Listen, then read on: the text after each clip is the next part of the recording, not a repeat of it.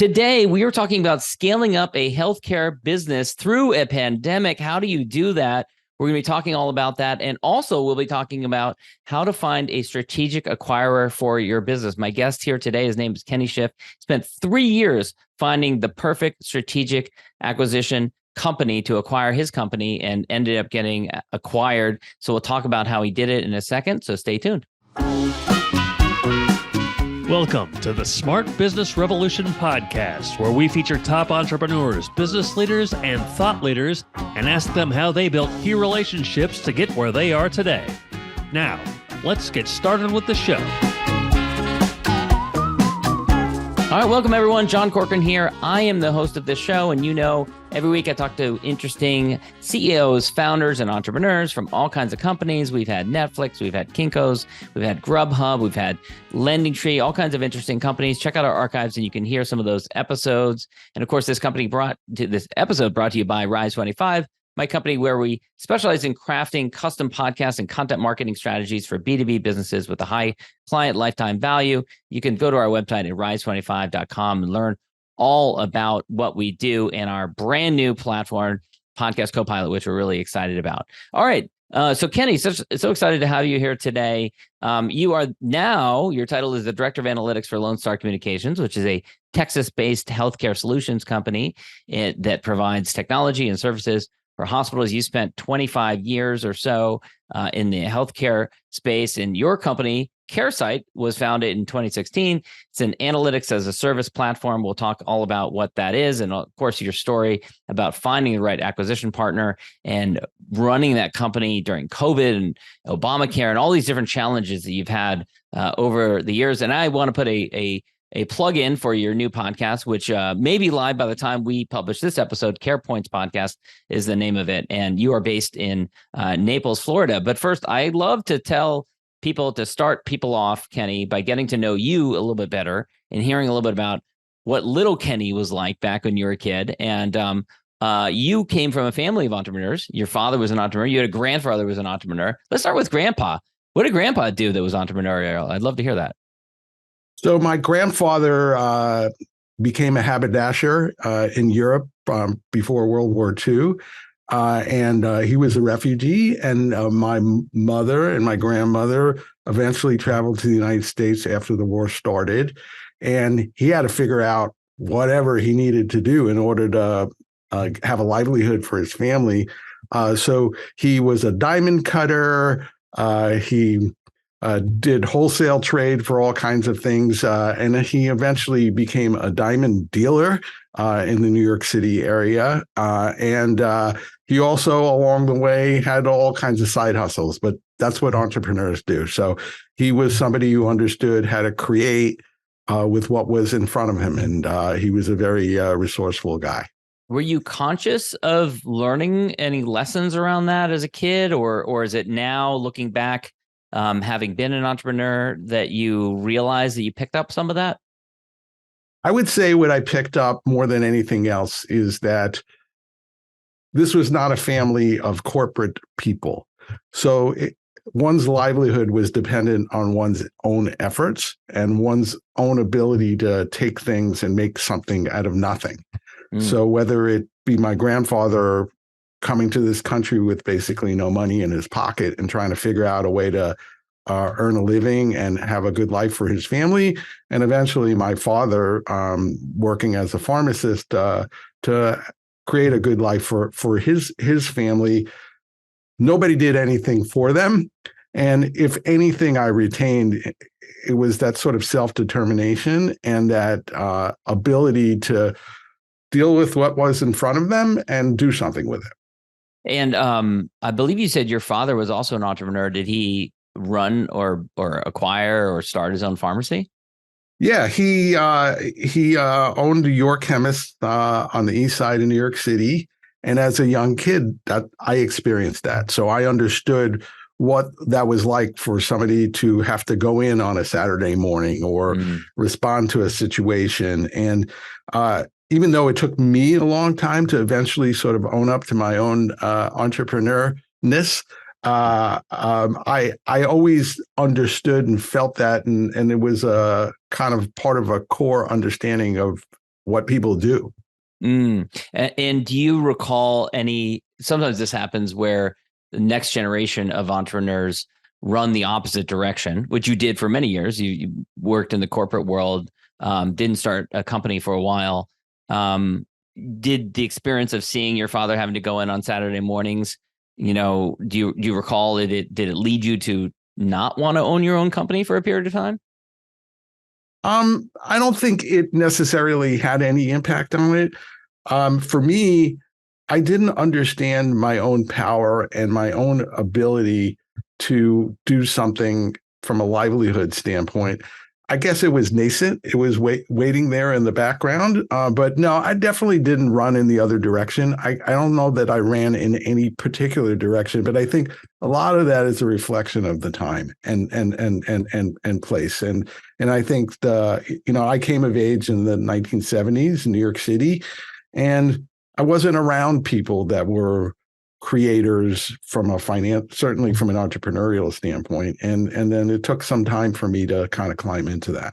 And one of the foundational experiences was you ended up working for a company called TPC Associates, which you described as kind of a smaller, I don't know if you used this word scrappy, but family-owned business, and where you could start to see the potential of owning your own business.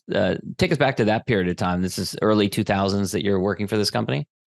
Yeah. So I showed up on the owner's doorstep in 2002, and his name is Tom Kafora, takes a look at me and says, "I could use a guy like you."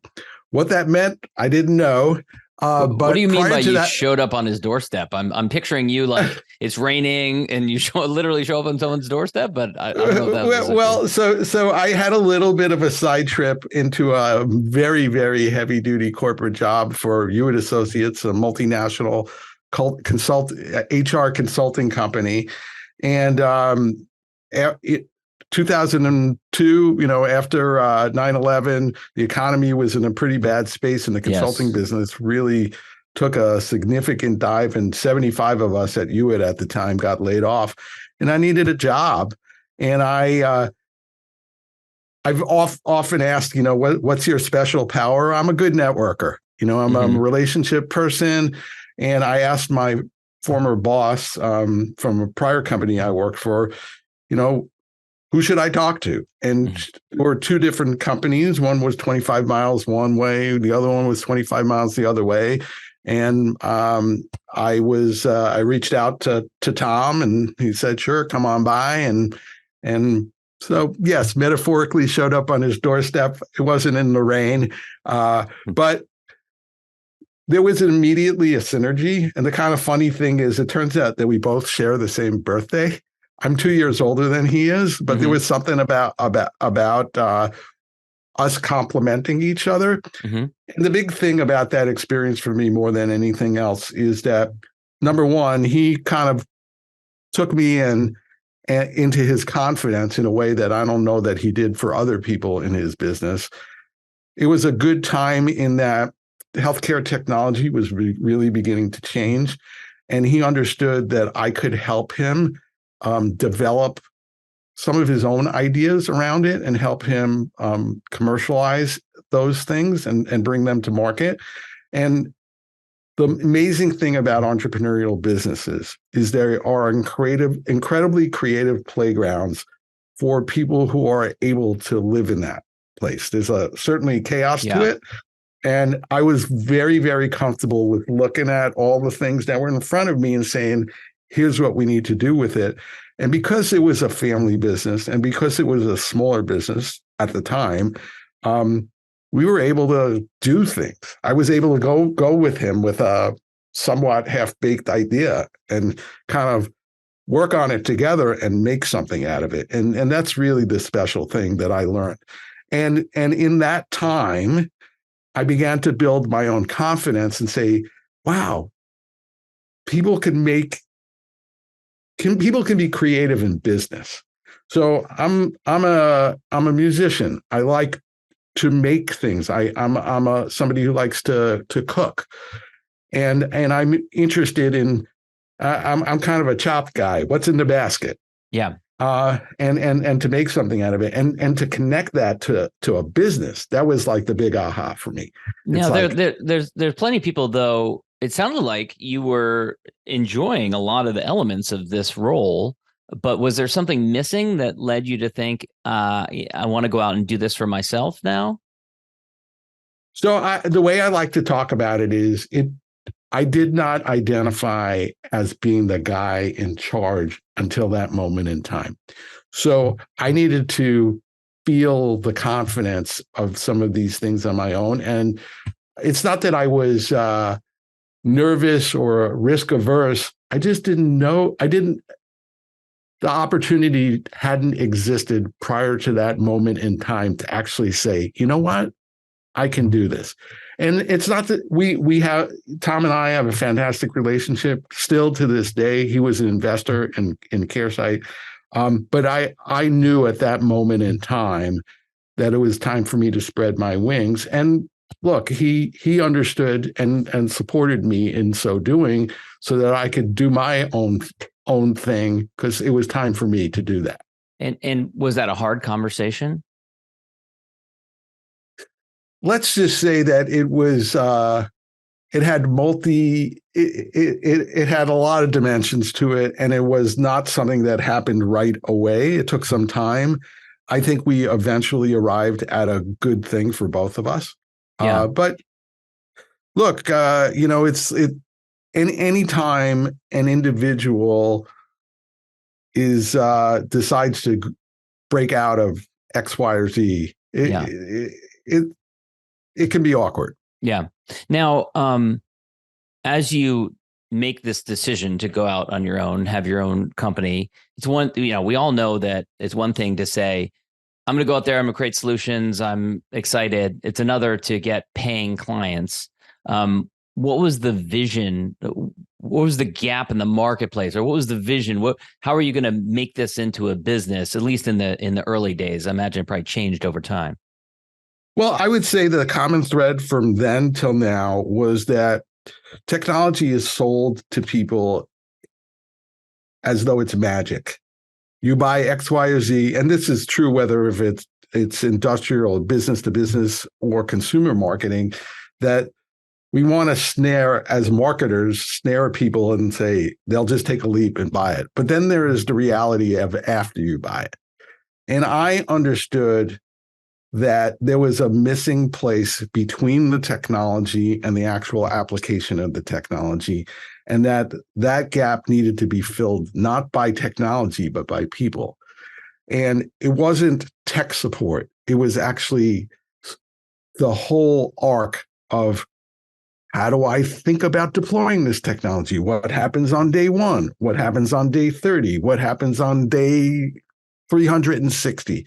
That there was a life cycle to living with technology. And I think that's, now that we're 40 years into the post, PC era, I think it's really been damaging that technology manufacturers, solutions providers haven't really thought about how people will live with their technology after the fact.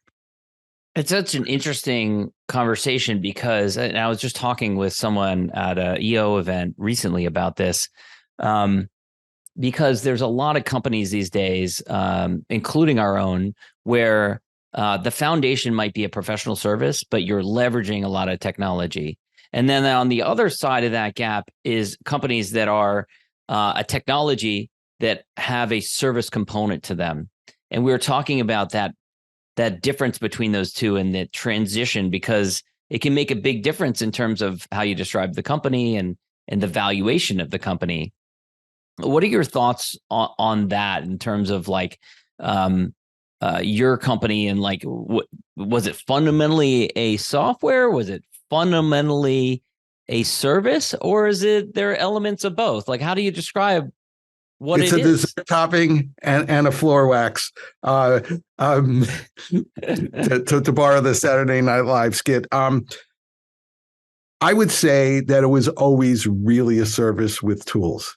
One of Dan Oyster, who works with me, is a content marketer. He likes to call it technology plus a team. The difficulty that anybody has who tries to do the services first approach is that customers are reluctant to pay for those things. And push comes to shove, money becomes difficult, they'll try to do without. If a company buys technology that is a core aspect of how they operate and do business, they have inherent vulnerability if they rely on that technology and they don't have the ability to support it properly. And the technology that really triggered that for me was from a California company called Vocera, which is now owned by Stryker.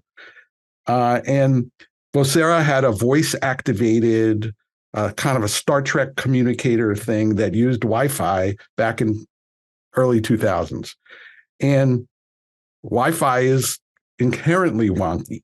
So if you don't have a good Wi-Fi network, the stuff will never work. But there were so many other elements of the technology that left the customer completely vulnerable. And what were people using this for? To summon a radiologist or an anesthesiologist or an emergency department doctor or nurse in a hospital setting. And if the stuff didn't work, or people didn't have workflows all worked out, then all that investment left the customer ultimately at risk. So I would say thematically, whether it was in 2003 or in 2023, that there's a lot of risk to deploying and depending on technology without the necessary wrapping. And I would say, for me, as a passion and as a mission, I feel in service to that. So does it make it challenging as an entrepreneur, given that people often don't want to pay for that, especially if IT is the one footing the bill? Yeah, it has made it really difficult along the way. But that's what makes entrepreneurs. Sometimes we decide to do things even though they're really hard. Speaking of challenges, you start this company in mid-2007. Actually, it looks like it's July 2007, around the time you're starting this company. Interestingly, I'm graduating from law school at this period of time, take the bar exam, and then also start my first entrepreneurial venture, which lasted for about a year before I ended up going back and getting a law job for a couple of years, and then eventually starting my second company, which was much better. But what was it like starting this company with this vision and going into what became a global economic recession? Well, interestingly enough, I was able to kind of bring the customers that I had developed relationships along to my new business. So I had some built-in business, and I would say that helps. The first 2-3 years of the predecessor business to CareSight went well in it. But you have to understand the way funding cycles go. So by the time the recession started to hit, the money supporting what I was doing was already in the tank, if you will. Okay. And the customers had already bought these technologies. And if anything, it opened the door because they couldn't necessarily fund their own supporting staff. So the idea to use kind of fractional resources to support them was okay. So that must have helped you to sleep at night because you had these contracts in place. Yeah. Right. And but I think, what the problem about the kind of business that I envisioned and started is it was leveraging other people's technologies. So many of those people became unfriendly to me because they did not want to admit that what I was doing was necessary. So Vocera, as an example, was about to go public at the time. So they couldn't basically tell their investors, by the way, we have a great idea, great technology, but after somebody puts it in, who knows what's going to happen? And so you see that a lot with technology companies where they don't they don't even invest in that kind of product support stuff, which is really critical. So then a whole industry crops up of like certified providers who help people with the technology. Yeah, and a mature company can do that. So they were evolving, and it was very difficult for them from a sales perspective because on one hand, they needed to look good for the investors that they had, quarter over quarter growth and year over year growth. So they needed to kind of pump their numbers, and it was less important for the sustainability at that point in time. Mm-hmm. Very successful company anyway. It just the if you are an independent, the doing consultative and augmentative product and services, the big players, whether it be a Cisco or a Microsoft or in healthcare, an Epic or a Cerner or Baxter, Hillrom, they want customers to feel like they got it all. We got you covered. But the reality is, and it's not specific to healthcare, they don't. And people waste a lot of money on technology spend because they don't think about the realities of living with that technology. Yeah. You're 48 years old when you start this company. What's the reaction of your family, your friends? I don't know if you have kids or a spouse at this period of time. And then I want to get into, for you personally, what it was like to step into this role. I would say that people were incredibly supportive of me in every imaginable way. So I'm married. My wife, she did say to me when I came home and said, "Hey, I think I'm going to go out and do this on my own."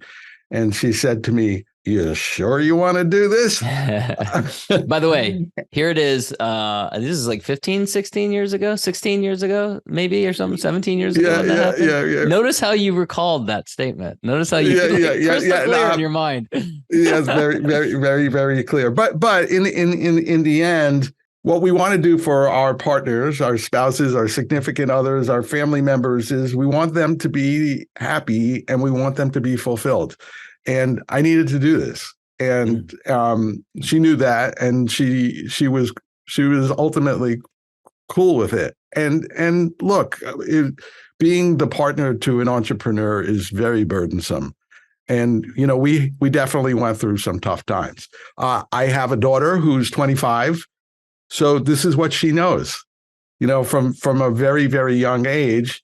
But, the other side of it is that I worked from home a lot of that time, so I was, both my wife and my daughter were very important parts of my life. So it wasn't like I was on the road and, never home and all that stuff. So that was there. And then just from a financial standpoint, this is a bootstrap company. My mom and my stepdad and all helped me out from a financial standpoint. My mother-in-law and father-in-law, same. And they did it for the right reasons. There was never an expectation that they had to get a return per se. Mm-hmm. It was about doing something that allowed me to fulfill my destiny. And that was a great thing. And then we talked a little bit about before. So around 2008, I was vacationing in St. Martin. And on the last day of the trip, we're on the beach, killing some time before we were going to take our flight. And my daughter picked up another kid, and the kid's parents were from the Boston area and were entrepreneurs. And the guy says to me, do you know about EO? You know what that is? You need to find out about EO. So I went back from that. And because at that point, what did I know about peer groups, support, anything like that? I just knew that I had jumped off the proverbial entrepreneurial cliff, but I didn't realize that there were other people going through the same thing. And I have always been a person who is ready, willing, able to get what I needed from other people. Mm-hmm. So I joined EO in 2008, and I was a card-carrying member for 8 years in the New York metropolitan area, and it served as a great reality buffer in that the ability to be vulnerable with other people who are entrepreneurs is something that I realized was an important part of being healthy while doing this. Yeah. Now, in addition to starting this company on the beginning of a global economic recession, so there was that change that was affecting the economy, notwithstanding the fact that you said you had some longer term contracts, which was helpful. There was also some other major changes that were happening just in terms of technology. Obamacare happens during this period of time. Take us back to this period of time, and we're talking, 2008 to 2016 time period before CareSight really becomes its own, I guess, going concern. But how do you surf these changes as a relatively newer entrepreneur? Were there any big setbacks or anything like that you had to overcome? Healthcare, prior to that point, was a very community-oriented enterprise. So in the New York metropolitan area, Connecticut, New York, et cetera, a lot of community hospitals, many of them independent or very, very small groups that might be working together. What it meant especially when I worked at TPC early on, was that you could walk in the door, you could, get your way to a decision maker. What really shifted in the intervening years is that it's interesting. Obama has embraced Obamacare. It's not considered a derisive term anymore, but the idea of somehow improving how healthcare is funded and supported in the United States started to take hold. And at the same time, the health systems started to consolidate.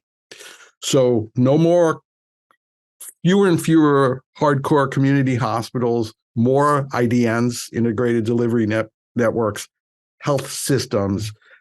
So what changed there is that all of a sudden a smaller player, regardless of the value one could provide to a health system, was less attractive, and that the decision-making at a healthcare level became very much more big business oriented. So harder to connect with the decision makers, harder to differentiate yourself. And then the combination of that, alongside some of what I talked about earlier, of these very large healthcare, especially in the technology space, healthcare IT companies, who really didn't want to leave room for smaller players. So the two of those made it be incredibly challenging. So what it forced for me over the next intervening years, which really led to the starting of CareSight, is I had to think about what I could do that would have the most visible value to the customer, and that would be consistently useful in a broad fashion in a healthcare business. So the idea of CareSight was about extracting and using data from systems that were mostly behind the scenes, kind of buried, and where the people who needed the outputs of that data just didn't have access to that, for whether it was old technology or the various solution providers obfuscating that somehow or making it difficult for them. So combining the idea, so the business need for me was to find something that was very tangible and visible, and that had value, whether it be safety or operational or even patient experience value, and combining it with this notion that the customer, the health system, couldn't do those things themselves. And that these big technology companies, they were in business to sell whatever their thing was and leave. So that was the germ of what CareSight was founded upon. So many questions around that. That sounds like a big bet. Sounds like a big investment. And it also sounded like a big bet because, if you go all in on this vision, this idea, and then, some other company, a Microsoft or something comes along, you can get obliterated pretty quickly. So take me through that. Like, how did you fund this new vision for CareSight? Did it scare you to go all in on this new vision, this new idea? How did you get the hospital systems to sign up for it? There's so many questions here. The thing about being an entrepreneur is that when you're in the center of the volcano, if you will, you don't necessarily go through the same type of the strategic analysis that somebody who's got a larger, more mature concern might go through, or if somebody is, say, venture funded or otherwise funded. I was bootstrapping this company. And yeah, it was incredibly crazy from a risk perspective. And it took on a life of its own. And I'm sure you've talked to many, many guests along the way. And a lot of people have told you the same thing, that these things do take on a life of its own. And the scary thing is that these businesses are hungry. They need to be fed. And I would say, in retrospect, my biggest weakness and the place that I probably made the biggest mistakes was had I had more money 10 years ago, because this was a big idea, I could have gotten much farther faster, but I was the wrong guy to raise money. I was a good evangelical founder. There's a lot of things I'm good at, but the raising the money thing was just not my jam. And there wasn't anybody else on my team or that I had partnered with that was the right. So I started this thing, and it had a life of its own, and I had to keep it going. So you made it work, bootstrapping it, like many do, probably taking some funds from the existing business and investing it in the future.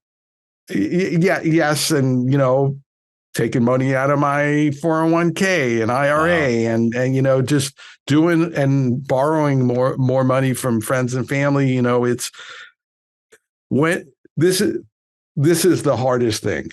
You have a great idea, you have great customers. You are connecting with all of that, but there is the business reality, and there arguably there were many points where I probably should have stopped, but it was very, very difficult to do that. Yeah. So which ultimately, so all that is happening. I'm trying to listen to as many people as I can to help me figure this out. It's a puzzle, and then the pandemic hits. And so tell me what that was like for you. I mean, did you see your life flash before your eyes? Was it an opportunity for your business? I would say we hung on for dear life, but I am grateful for the people that worked with me. Renee Savinsky, Eileen Sullivan, Sarah Hefty, Wojtek Grablovsky, Ed McNeil, Joni, the whole group. Everybody, we all loved this thing. It was our baby. And we all made tremendous sacrifices. And we also knew what we were doing was important. So we cut as many corners as we possibly could. We really skinnied ourselves up as much as we possibly could. And then I started to spend a tremendous amount of time trying to saying, hey, I have this thing. It's great. It's absolutely necessary. We have a working model of it. Somebody else has got complementary things that this matches up with. Who is that? And then, I mentioned earlier that I'm a strong relationship person. I'm a really good networker, and I started working it. And kept working it, because really in the end, there was no other choice. That I knew that there was a softer landing for this thing. Yeah. And that led you to search for the right strategic partner, a journey that took about 3 years. How did you end up finding the right strategic partner for you? So in the 90s, I worked for a company called Roland Borg. it was a healthcare a company. A significant portion of their business was in healthcare. They were a limited distribution company, so they had very strong relationships with their resellers. And in my time there, 7.5 years, I got to know a lot of their resellers. One of them was Lone Star Communications, and I did know the owner, Ray Bailey, and I had remained peripherally in touch with him. I actually saw him the week before the pandemic, and I actually flew out to the Dallas area for a business conference we were both part of to say, hey, we should be doing some business together. And it was a great meeting, but then the pandemic happened. And then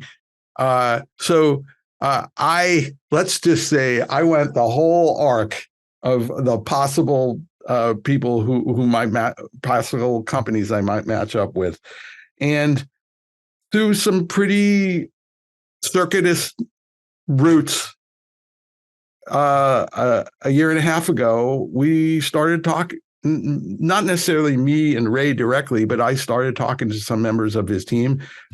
Jeff Richard, who's my boss right now, Lone Star's CTO, and I started developing a relationship and talking about big things. And we found that we were very, very aligned on a lot of things. And we recognized in each other that we were puzzle pieces that could fit together in something much bigger for both of us.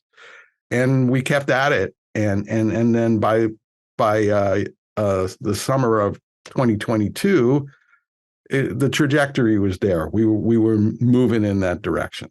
Yeah. Now, were you nervous going into this process that, letting the cat out of the bag or revealing your secrets to a much larger company, that they could just move into your space and compete with you, or, create it rather than buy it? I knew that we had enough special sauce that it would be very difficult for a company, even a company as evolved and mature as Lone Star. They would have a really difficult time getting to where we were at. And so, no, I wasn't nervous about that. I don't know. At that point in time, you have to understand the relief of finding a partner, somebody who understood what we were trying to do. It just felt like it was the right thing. Yeah. Yeah. And for all the people that have believed in you, for all the investors, what was that like for you finally consummating that transaction? Well, it was a relief, right? Yeah. It was a way of me